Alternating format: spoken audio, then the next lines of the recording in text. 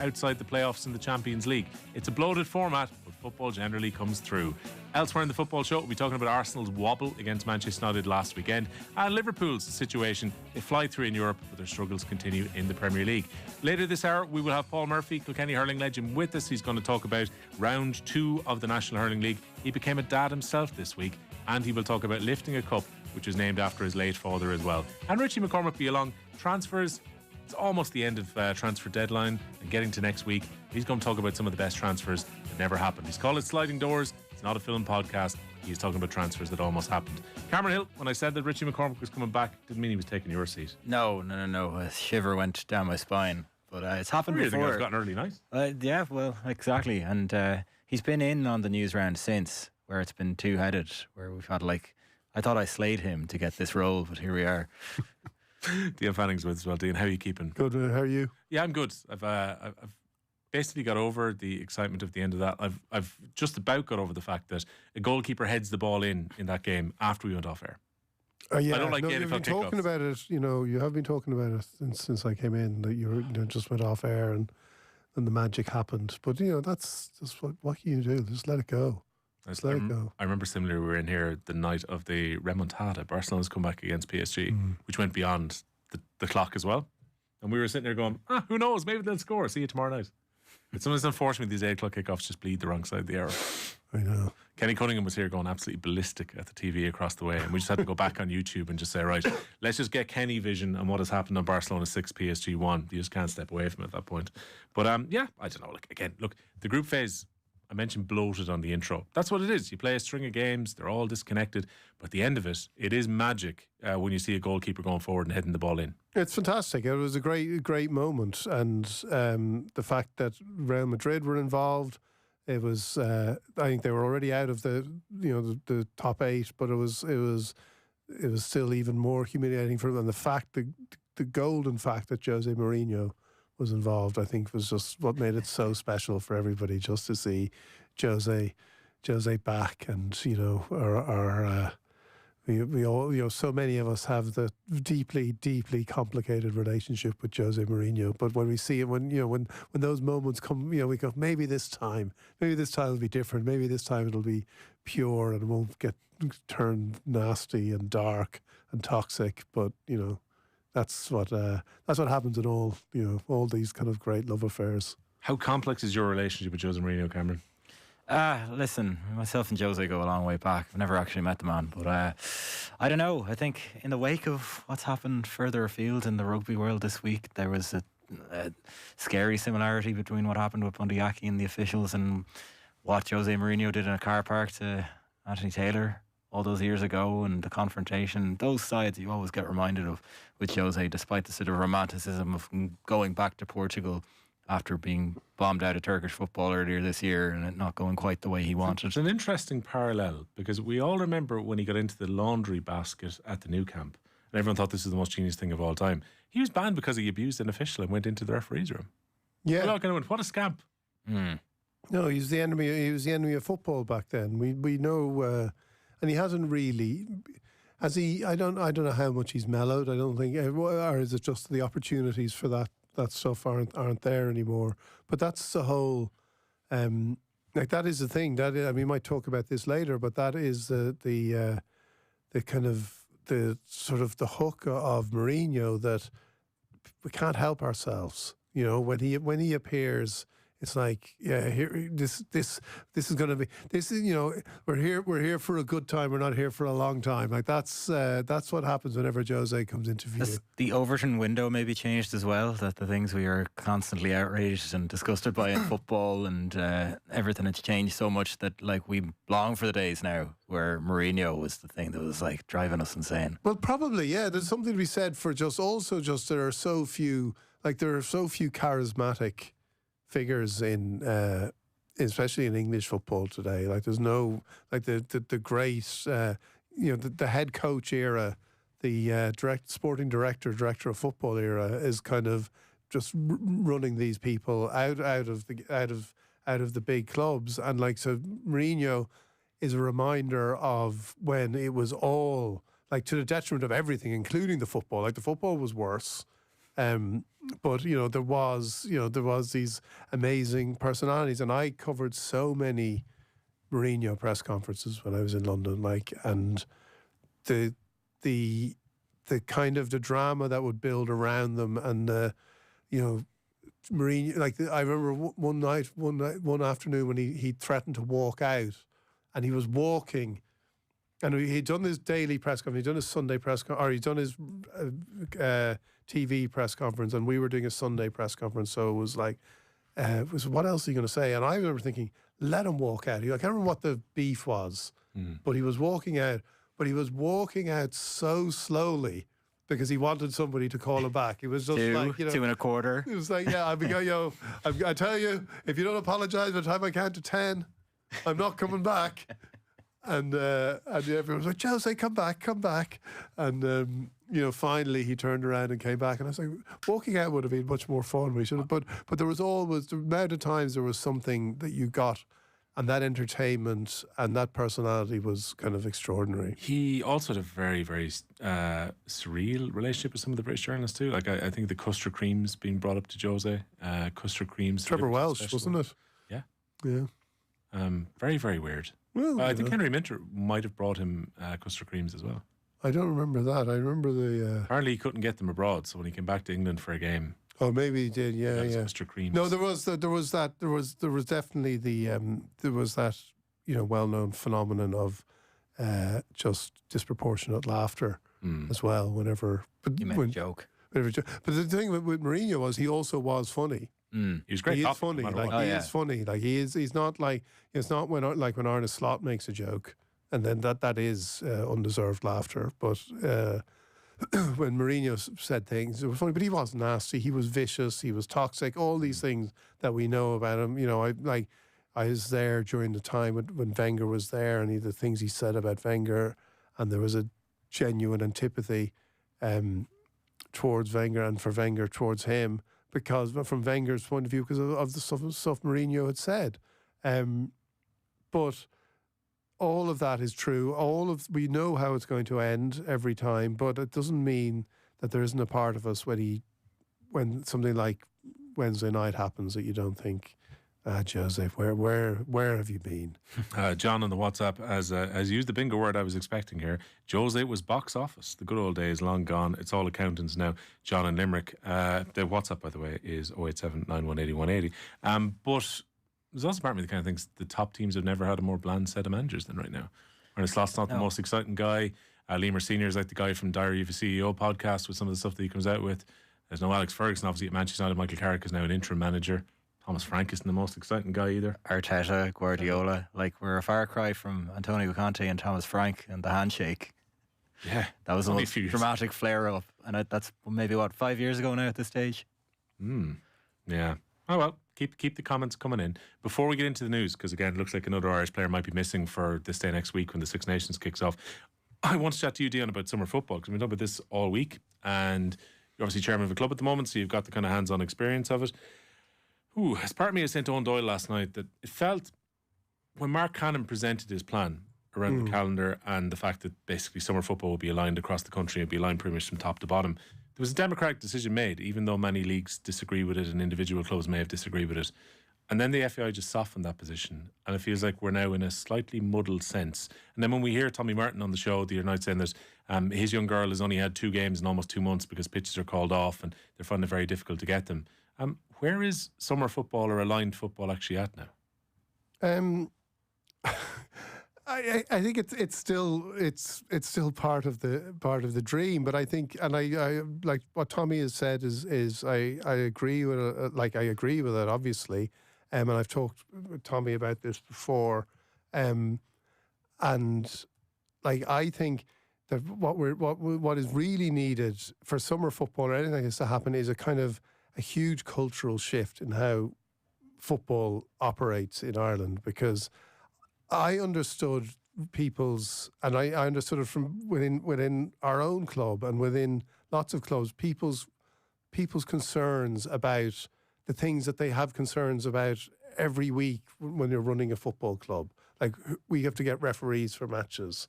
There's a person, and it's always one. Unless you're an incredibly well-resourced club, it's always one person who is at 11 o'clock on a Friday night still trying to get referees for that weekend, and there aren't enough referees to go around. Everyone knows that the biggest crisis in Irish football, when it isn't the weather, is getting people to referee games in part because of the behaviour of people during matches, because of the behaviours of coaches and parents especially, not the kids, because of the behaviour of people on the sidelines. And, you sometimes see things, I can see why you wouldn't referee. So one of the reasons that summer football encountered resistance was because people said, well, if it's this hard to get referees the rest of the year, you just throw in 5-10% of people going on holidays, whatever it is, over the course of a summer. It's going to make it harder. Now, the plans would have allowed for that. All those things would have allowed for it. But what I'm saying is and Will Clark from the FAI came out to our club last week and gave a brilliant talk about this and about the FAI plans. And I think one of the things we need to just look at is stop, there are so many regulations and rules that stop people playing as well. Play more non-competitive football. Play matches. Play more small-sided games. I'm chairman of the club, as you say, but also coach my son's under-12 team. We play 9-a-side at the moment. Next year we're moving to 11-a-side, at the age when kids are 12. It's ridiculous. You don't need to play 11-a-side football when you're 12.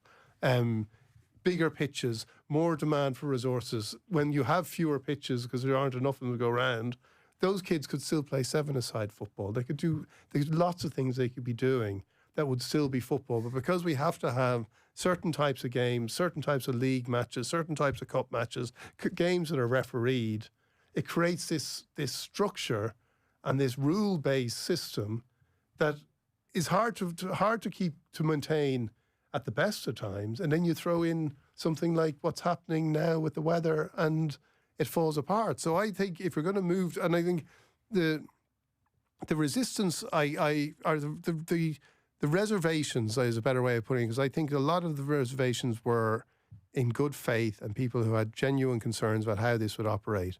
But it takes, it really just, there needs to be a huge cultural shift in terms of how we think about Irish football. And I think, I feel that somewhat, in some ways that is the huge challenge, because it's actually to do with, it doesn't matter. I know, we're all guilty of it. It doesn't matter if you win this match. It doesn't matter if if your under 12's 4th division team lose a game. It doesn't really, all these kind of things that are taken way too seriously by parents and coaches, including myself at times. You see this happening all the time. And, you'll be texting coaches and going through teams, and the kids have done 10 more things in the day and they've forgotten about the result. They'll be in tears at the end of it, but they'll be you get them a hot chocolate in the stand outside afterwards, and they've forgotten about it. So somehow dialing down how seriously we take it would actually to say, let's play 7-a-side football for longer. Let's play small-sided games for longer. So we don't need to say, we've got 7 under 13 teams that need to play on full-size pitches every week when we don't have those pitches. So, I'm all in favour of, there's a huge amount of stuff that needs to be done. I also think there's a huge amount of stuff that needs to be done at government and local government level. And I read the story about Mountjoy Square and the plans that were, the sports plans that were there and which now seem to have been parked, because they want to do they want to change it, they want to restore it to its sort of Victorian splendour, which is a wonderful idea. Project in itself, yeah. Yeah, but at the same time, you need to be practical and ask, if you have pitches there, if you have an all-weather surface there, what is going to draw people in the best sense of the word, to that park? What is going to get people there using it in a way that is life-affirming and, apart from people, getting too angry on the sidelines, is actually what we want to see in our public spaces. And, that's the thing, allowing all weather in Ireland, you have to loosen where you put all weather pitches, where you let them sit alongside these things in a way that you might think, well, this spoils the aesthetic of, there was no all-weather pitches in Mountjoy Square in the 1890s. But the greater good may well be. But it's just better. So I think those kind of things as well. So I think there's a huge piece in it as well. And then, the frustrations of it obviously are huge. So I think let's move to summer football. But I think as part of that, you need to actually just try and shift how we operate in football in this country. So Cameron, the news from Portugal, who's out for next week? Well, Tadgh Furlong is in a race to be fit, so not quite out just yet, Will, but he suffered soft tissue damage on his calf during Leinster's Champions Cup win over Bayonne earlier this month, and he reportedly did not take part in training with the rest of the squad at their warm weather camp in Portugal this morning. He was separate, doing rehabilitation on that calf issue. Ireland assistant coach Andrew Goodman refused to rule him out when speaking to media today, adding that the team are being really cautious about Furlong's recovery. Head coach Andy Farrell already has a selection headache on the other side of the scrum, with Andrew Porter, Paddy McCarthy and Jack Boyle all unavailable for next week's game in Paris. Goodman also hinted that the door is still open for Bundy Aki to return to the panel later in the campaign. The Connacht Centre handed a 4-week ban for verbally abusing and disrespecting match officials on several occasions following last weekend's URC defeat to Leinster. He'll miss this weekend's trip to Zebre, as well as the Six Nations games against France, Italy and England. Goodman explained that the Ireland setup have huge support for Bundy. I know he's a great character and he's made a mistake, Goodman said, and we're going to help him work through it. Munster and Ireland legend Alan Quinlan joined Ger Gilroy and Colm Buhick on this morning's Off the Ball breakfast. He outlined how he feels Aki can use his time suspended to make amends with Ireland. If I was him, I'd go away now in the next 4 weeks. I'd hire, or obviously work within the RFU protocols, but I'd probably hire someone to take me and do extra fitness sessions, and I'd just blast 4 weeks of incredible like a new pre-season. Turn the last couple of seasons. He's 35, and say, right, it's easy for me to say this now, but I'd probably try and turn this into a positive in a sense. Say, right, I've learned my lesson. I'm out of action here 4 weeks, and I'm just going to go on a fitness blast for 4 weeks and actually come back, show the coaches that you've got something and you've worked your socks off to get back here, and try and get some sort of involvement in the last couple of games. Bundy Aki's been outstanding for Ireland. He's been an incredible player. He's had an incredibly positive impact in Irish rugby. There is a propensity there to kind of be close to the line. He's had a couple of sending offs in his career, but they were for high tackles. Of course he'll be disappointed, I would imagine. And again, it's up to him to turn it around now. Cameron, it's win or bust for Celtic tonight. Yes, indeed. Only a win will do for Celtic and guarantee them a place in the Europa League playoffs this evening, Will. Ahead of facing Utrecht tonight at Parkhead, Martin O'Neill's side are 1 place and 1 point away from elimination. Utrecht are one of the 3 sides in the competition without a win, but O'Neill is urging caution. I've had a look at them, and despite their recent records, these boys can play. They're definitely a very decent side, coming here with nothing to concern themselves, just probably thinking, let's go out and enjoy it, and that's a danger in itself. The team news from Parkhead this evening is that Liam Scales is in a back 4 for Celtic this evening. Johnny Kenny not in the squad at all. So, interesting. Yeah, indeed. What else happened elsewhere in the Europa tonight? I know some of the other English teams are also playing out the end of their league phase campaign here. Yes, so Nottingham Forest play Robbie Keane's Ferencváros, we have to call them now. The former Republic of Ireland striker says he's flattered to be linked with the Tottenham head coach role, but stresses that it's just speculation. It's impossible not to be aware of anything these days, to be honest with you. And especially when you have 2 kids who's Tottenham fans. Listen, Thomas Frank is a very, very good manager. I'll be honest with you, it goes over my head. Again, concentrating on what I'm doing. Elsewhere this evening, Aston Villa entertains Salzburg. All of tonight's games kick off at 8 o'clock. Okay. Also, as we go down a little bit here, Team Ireland, because I know you've been talking about this on the Pat Kenny show as well, I've got a team for the Winter Olympics. Naturally, because of our small team, we sometimes kind of forget about the Winter Olympics, don't we?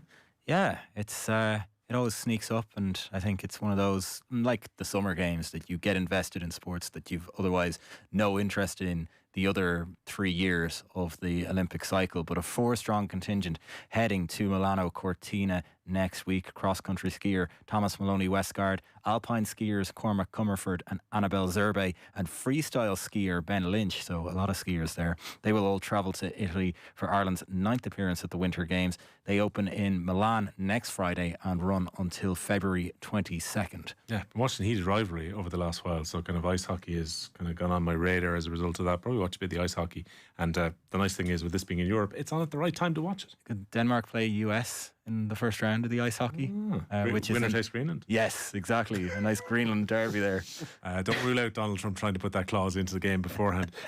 We're hurtling towards the final of the Australian Open tennis as well. Oh, brilliant tournament so far. Not really. Elena Rybakina will meet Aryna Sabalenka in the final of the women's singles at the Australian Open. Rybakina defeated 6th seed Jessica Pegula in straight sets in Melbourne earlier, while Sabalenka, ranked 1 in the world, is through to her 4th successive decider, the 2-time champion, enjoying a straight sets victory over Elena Svitolina earlier today. If you want to know how exciting this tournament has been, the headline today is that Serena Williams possibly, potentially, will be making her comeback. It's not been a vintage Grand Slam. So I'm fine with your cynicism, right? The flip side to this is I love when you get a few shocks along the way, but the reality is the top seeds on both sides, in the women's and men's, are on course to play each other in the final. That's okay with me.